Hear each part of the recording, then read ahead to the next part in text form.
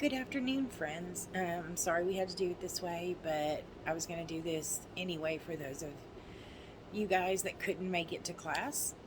So let's start off with introductions. My name is Tabitha. I created this group.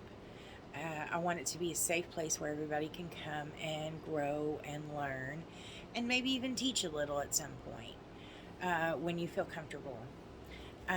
My story is I am half Irish, half Cherokee, exactly half. My mother's parents and grandparents and great grandparents came over here from Ireland. Uh, the story is they were fleeing persecution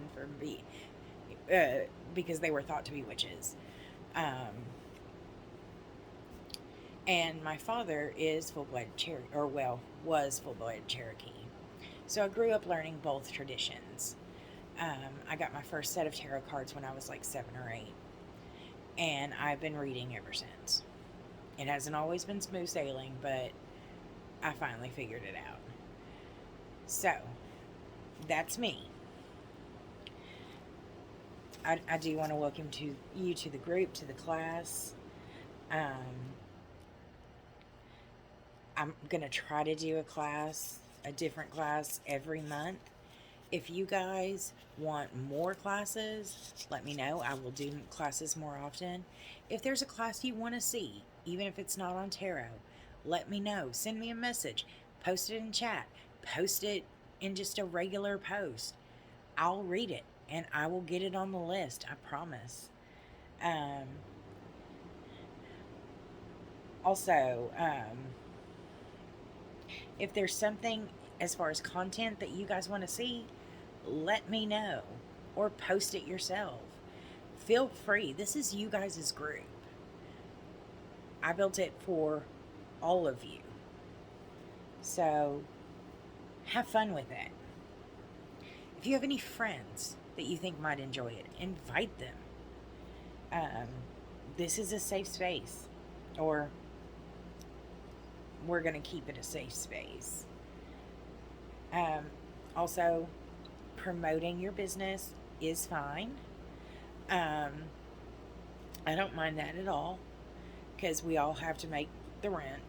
I get it.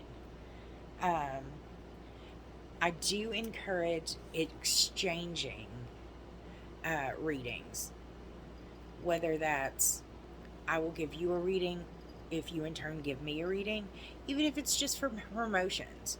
That does a couple of things. One, it solidifies you as a reader to other readers, which is kind of the biggest praise you can get. It helps get your business out there, and readers talk. So if you have a reader going around helping you promote your business, that's a big deal. So just something to think about. Also, ask for what you want. I know I've said that, but I'm serious. Ask for what you want. The other thing I want to touch on real quick before I really begin the class is our mentorship program. So in the group, we have a mentorship program. You can sign up to be either a mentor or a mentee, someone that gets mentored, or you know what, do both. Because this group is about learning from each other and teaching each other. We all have beautiful gifts, and we all want to learn something. So share what you know and receive what someone else knows. It's a beautiful thing, and we live in a beautiful world where we can each teach something and we can each learn something. Why not?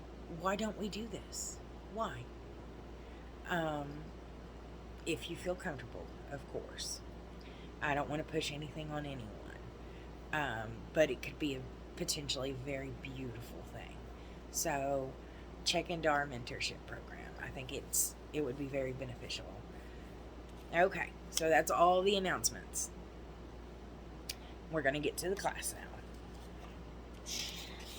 This class is called Listening to Your Cards. And my hope is that it provides you with a deeper understanding of how to really, truly connect and read your tarot cards. All right. So, the first thing that you should know when performing tarot, um, set the mood. You don't have to go all out. You don't have to dim the lights and light 17 candles, and you don't have to go that far. But you need to find out what setting the mood means to you. Do you need to light incense to be in the right headspace? Do you need to play, a special kind of music to put you in the headspace? Do you need to take 5 to 7 calming breaths to be in the right headspace? And sometimes at the beginning, you may need more of a ritual than you do years down the road. When I first started, I needed this big old ritual to get me in the right headspace. I don't need that anymore. I'm not 10 anymore. But when I first started reading, I needed to light incense, put on music, light a candle, prepare my space, and, be quite respectful of it. But I don't have to do that anymore. So setting the mood has, as I've progressed, has been less and less of a to-do. But you need to find out what your setting the mood looks like, and understand that may change as you grow. But whatever that is to you, own it and use it. And also understand that because Timothy doesn't do the same setting of the mood as you do, that doesn't mean either one of you are wrong. There are a million ways to read tarot. And the beautiful part about that is none of them are right and none of them are wrong. Well, okay. There are a few of them that are wrong. We're going to discuss a couple today. Because I know that I have been to a few readers, and I'm sure you have as well, that you were like, oh, honey.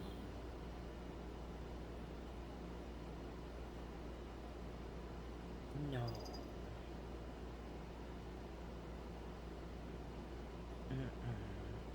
I mean, I know that we all do it a different way, but honey, you need to go back to square one. Okay, that being said,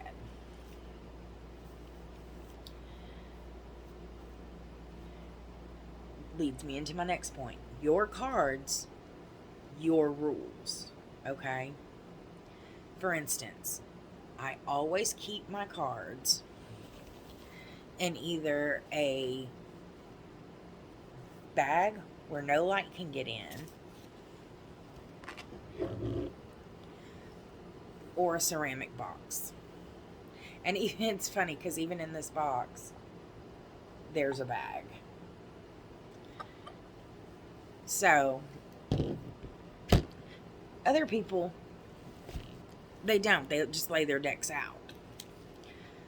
That's okay.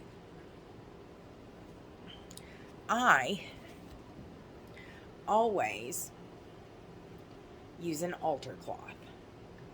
That's what these things are called. Altar cloths. Even if you only ever use them to put on a table to read your tarot cards, they're still called altar cloths. I always use one. I never lay my cards out on anything without using an altar cloth. Some people will just lay them out on a table, any table, and that's fine. You know what? Your cards, your rules. I never let anyone touch my cards. Some people will have clients and whoever pick their cards. They'll lay them out and they'll say, okay, pick 3 cards. That's, and that's their thing. That's the way they read. And that's okay. Because again, your cards, your rules. But there are some hard and fast ones. For instance, be respectful of your cards. If you're not respectful of your cards, chances are you're not going to get real good readings. Now, what does respectful mean to you? Well, there are some hard and fast rules. Don't throw your cards in the corner and expect them to read well for you. Don't. I had someone talk to me the other day, and they told me that they also read tarot, and I was like, okay, awesome. If you want to bring your cards over, we can exchange readings. And he said to me, man, I don't know where my cards are. They might be under the couch. And I thought I was not going to be able to breathe. I thought, oh my goodness. A, how can you not know where your cards are? And B, under the couch, just loose? What? That is very disrespectful to your cards. You want to know where they are. Pretty important. And keeping them together, also pretty important. They are traditionally very special things to a reader. So you want to treat them as if they're special. Also, we are all drawn to different decks, and there's a reason for that. Okay? We're all drawn to different oracle decks, we're all drawn to different tarot decks, and there are millions of different traditional tarot card decks. There are some that are like character tarot decks, like they have unicorns or Winnie the Pooh or Nightmare Before Christmas, and those are awesome. Those are amazing, and some of you may be drawn to those, and that's great. If that's what you're drawn to, wonderful. You may be drawn to the Macabre Tarot deck. You may be drawn to the Sunshine and Rainbows Tarot deck. That's amazing. That's great. Not everybody is drawn to the same type of deck, and that's okay. If you receive a deck that you're not necessarily drawn to, you don't have to use that deck, because that deck may not be for you. You could get that deck and go, you know what? This deck is not for me. But you know who it is for? My friend Sally. Sally would love this deck. So it could have come to you as a way of being passed on to who it's really for. I had that happen.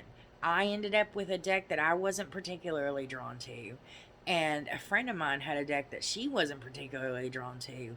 However, we were drawn to each other's decks, and we switched decks, and everything was great. So, just because you have it in your possession doesn't mean it's necessarily for you. If you don't have a connection with it, if you're not drawn with it, you're not going to read it well. And that's because every illustrator has their own way of illustrating the cards. And if you're not drawn to those illustrations, you're not going to get real good in-depth readings. You're just not, because you're not going to feel anything from them. Okay. As we all know, there are really two types of decks. There are traditional tarot card decks. That has your 78 cards. There are 0 to 21 of your major arcana. Those are your cards from the Fool to, I can't remember what the last card is, but it's your major arcana, which means soul or secret. Those are the ones that really pertain to like the heart of a matter. And then, of course, they have the minor arcana, which is separated into 4 different suits. You have swords, pinnacles, wands, and cups. Now, back in with the, not everybody's drawn to the same deck. In some decks, um, they're reeds. In some decks, they're sticks. In some decks, they're candles. In some decks, the pinnacles are coins. Things like that. And that's going to help draw you into that deck.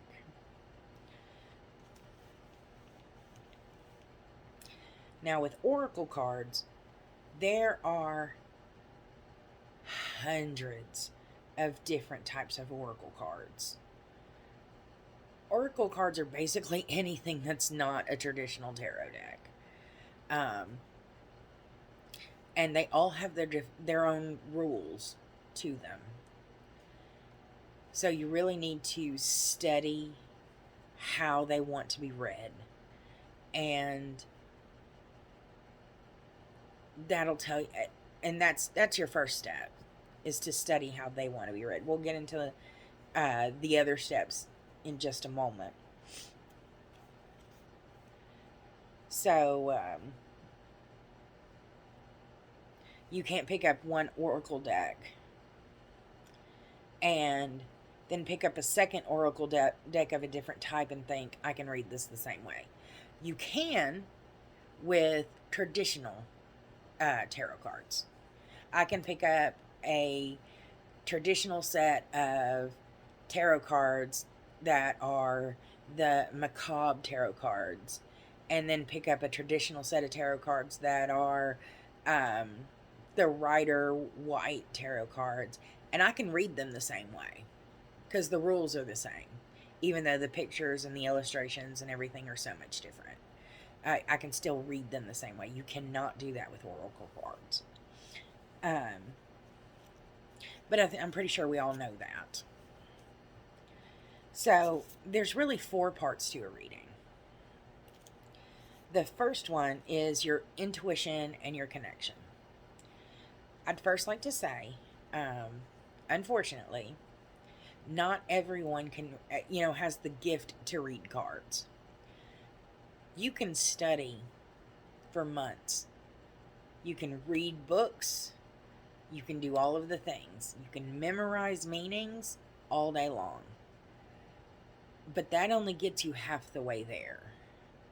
If you don't have the intuition to read the cards, you're always going to be missing half of the point. So if you're struggling and you know all of the things, you've taken all of the classes, maybe this isn't your gift. And that's okay, because we all have different gifts, and it's the difference of our gifts that helps us to work together. But for the majority of you, this is probably your gift, and this is something that you can do. So there are 4 parts to the reading. Intuition and connection is the first part. So find a way to connect with your cards. The first step they always say is charging your cards. Everyone has a different way of doing this. Some people feel like to charge their cards, they need to leave them in the moonlight. Some people say you need to sleep with them under your pillow. Some people say you need to brush them with oil. I personally have found that I need to sleep with them under my pillow. But whatever way feels right to you, that's how you cleanse your cards. So once you've done that, get familiar with them. Place the book aside. Feel them in your hands. Lay them out in crazy formations. Study them by sight. Know what the Lover's card looks like. Know what the World card looks like. Know what the Fool card looks like. Know what kind of feeling that gives off. Because it's going to become a conversation between you and your cards. So get connected. Maybe once a day, pull a random card and just look at it, just for a few seconds. And ask yourself, how does this card make me feel? And then look it up in the book and read what the book has to say about it. So, second part is the traditional meaning of a card. And by traditional meaning of the card, I mean, what does the book say? Like, for oracle cards, what does the book that comes with it, what does the book say that this card means? Or for traditional tarot cards, is traditionally, what does this card mean? I have a for instance. This is the Justice card, or as it's sometimes referred to, Judgment. Same thing. In some traditional decks it says Justice, in some traditional decks it says Judgment. So, you pull this card. Traditionally, what does it mean? It means... I'm sorry, I have to look down at my notes. I know what it means, but I'm teaching and I get sort of nervous sometimes. It means an issue is about to be brought to justice. Or there is some sort of conflict that is about to be resolved in a fair manner. That's what this card traditionally means, okay? That's the word for word book meaning. So, I mean, and that's a pretty easy one. And some of them are. There are cards that you don't really have to look up, even if you're a beginner, because Justice, that's an easy one. Of course I know what Justice is. So, you've got your traditional definition meaning.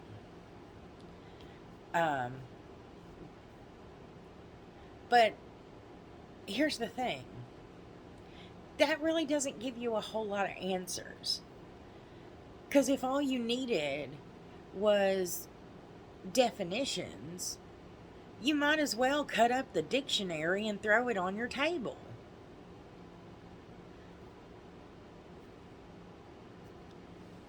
Because if that were the case, then if that's all you needed, then that's what you'd be doing, is just throwing the dictionary cut up on your table. And so there has to be more. There's got to be more. And of course there's more. So, number 3, we have layout or spread. Now, there are tons of spreads. And yes, you can make up your own. But a spread is extremely important. A spread or a layout is the context in which the cards are read. It's the story that your cards are telling. So, for instance, Justice is going to mean something different depending on the context or the position in the layout that it's in. Take, for instance, the Celtic Cross, one of the most popular spreads in tarot history, okay? Even people that don't know anything about tarot can probably identify a Celtic Cross. It's your straightforward 10-card spread that is seen everywhere, okay? In movies, TV, and yes, we even do it. And I love the Celtic Cross, but everybody knows the Celtic Cross. Sorry. Um, so let's take our card Justice. And if we were to put it in the one position, which is the self position or the client position, it would mean that the person represents fairness, or, someone who is constantly in the middle of conflict, and they're the mediator. However, we take Justice and we put it in the 10 position, which is the outcome. That changes its meaning a little bit, doesn't it? Because now that card means that the outcome is going to be a fair one. So whatever is going on and whatever's going to happen, it's going to be fair and it's going to be just. So the Justice card, while it retains a lot of its integrity and a lot of the integrity in the definition, it completely kind of changes its meaning a little bit, doesn't it? Depending on the position it was in. That's why layouts and spreads are so important, because it's trying to tell you a story. And it's a story you need to listen to as a reader. Also, this layout is a story. So the other cards around it will affect its meaning. So we have our Justice card. Now let's put the Magician card in front of Justice. Well, now we've done something to Justice. Because, okay, the Magician card, we're talking about things that are someone that's hiding something, maybe someone who's been a little bit sneaky, someone who has lied, maybe, in front of Justice. So now we're seeing someone who has kind of been a little bit sneaky, kind of lied a little bit, being brought to Justice, or consequences having actions for this person. Well, it still retained its integrity, Justice did, but it had a completely different meaning from position 1 and position 10, because now we put a card in front of it. Now we're going to put a card behind it. We're going to put, let's see what we got here. Oh, that's a good one. We're going to put Death behind it. Well, we've done it again. So we have Justice. Now we're going to put Death behind it. So whatever was brought to Justice, whatever conflict that was resolved fairly, is going to bring about a painful change. Well, that made this card a springboard. This made a, because of this, there will be this. So, again, we're telling a story, but Justice is no longer our focus. Our focus is the change.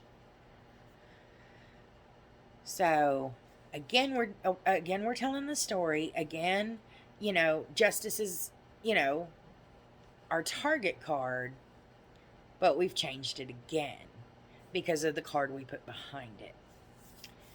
So those things are very important. Where is it in the spread? And what's around it? So the card will always keep its traditional integrity. However, where it is and what's around it has a deep impact on that card. And that's super important. It's super important to read the whole story. Because if you just take each card on its own and not consider the position and not consider what's around it, then again, you just have definitions thrown on a table. And you're missing the whole story. So, we also have to worry about whether this card, our Justice card, is reversed. Now, in some oracle decks, they don't, they don't read reverse. They read reverse as right side up. But in a traditional tarot card uh, reading, it does matter whether the card is right side up or reversed. Now, traditionally, if the card is reversed in a traditional tarot deck reading, that means you're looking at almost the opposite of what the card means. Not quite, but close. So if you find justice reversed, you're looking for something that's not justice at all. So there's a conflict, but you're not going to get justice for it. So if we have our magician who's being sneaky and telling lies, he's going to get away with it. And that is going to cause a painful, emotional change. Someone's going to get hurt. Now, let's say we have our magician and he's telling lies and being sneaky.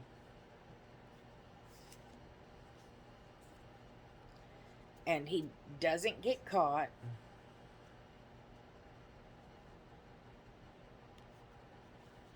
Well, how about this? We have our magician.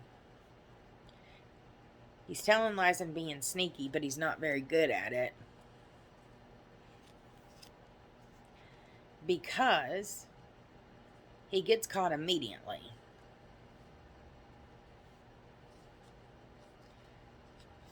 But it doesn't cause much of a change.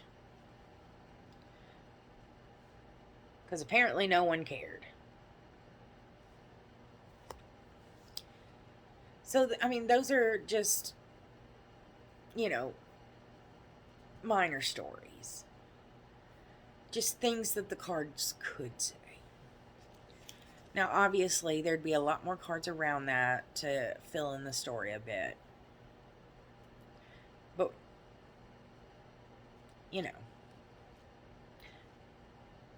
that's the way readings go.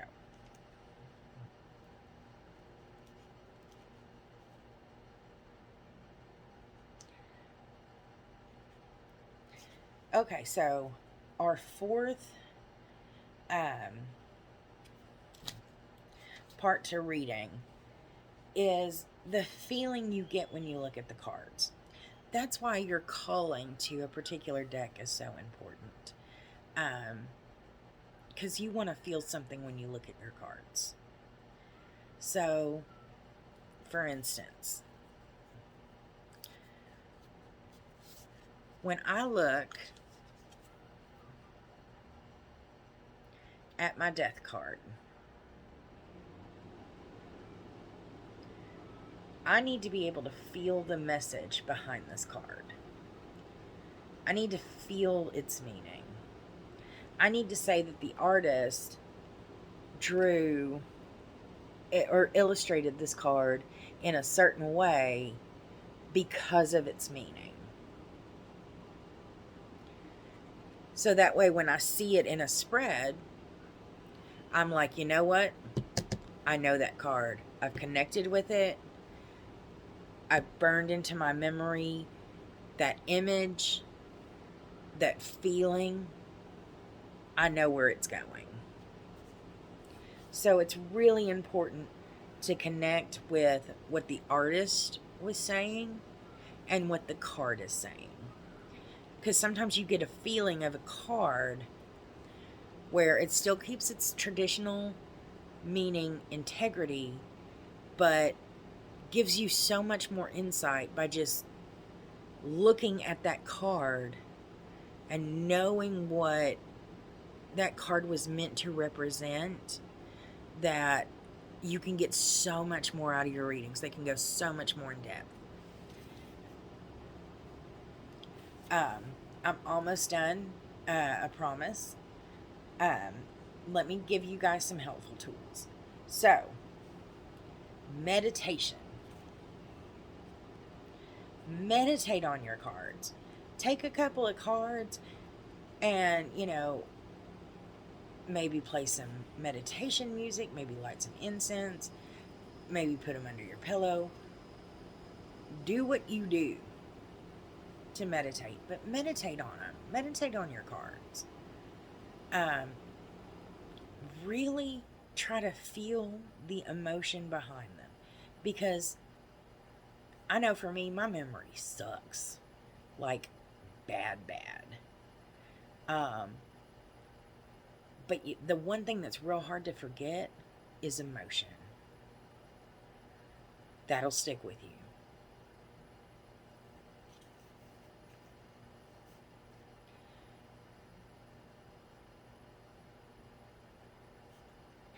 There is a book, and it's probably the best I've found on reading tarot. Um, it's called Modern Witchcraft, Book of Tarot. It's amazing. You can get it on Amazon. I think it's like $12 for a hardcover. Um, and it's in depth.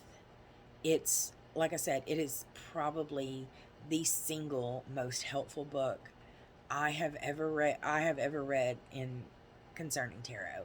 And this is in 40 years. So, and I've read a lot, but it is phenomenally helpful. So, there's an app you can get for your phone, either Android or Apple. It's completely free. It's called Golden Thread Tarot. You can get it there in the App Store or whatever it is Apple has.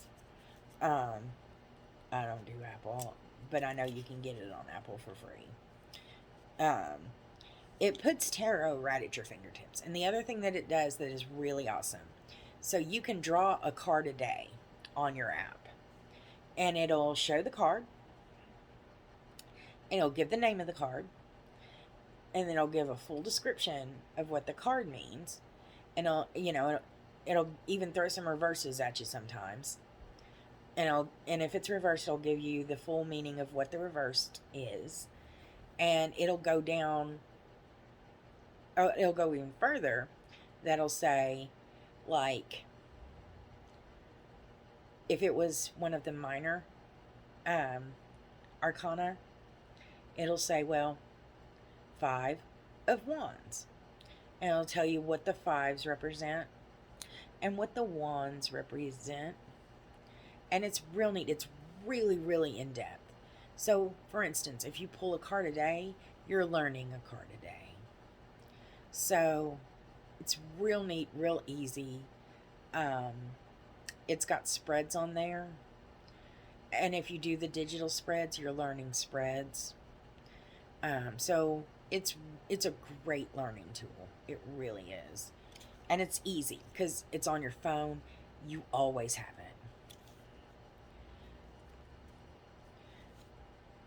That's awesome. Also, any questions you have, feel free to ask. You can message me. You can make comments, posts, however you feel comfortable. Always ask. I'm always available.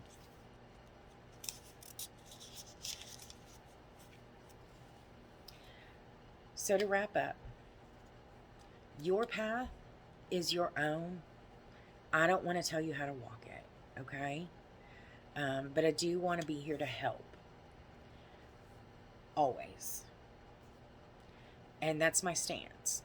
I will help you walk it, but I do not want to tell you how to walk it. Because that's your own.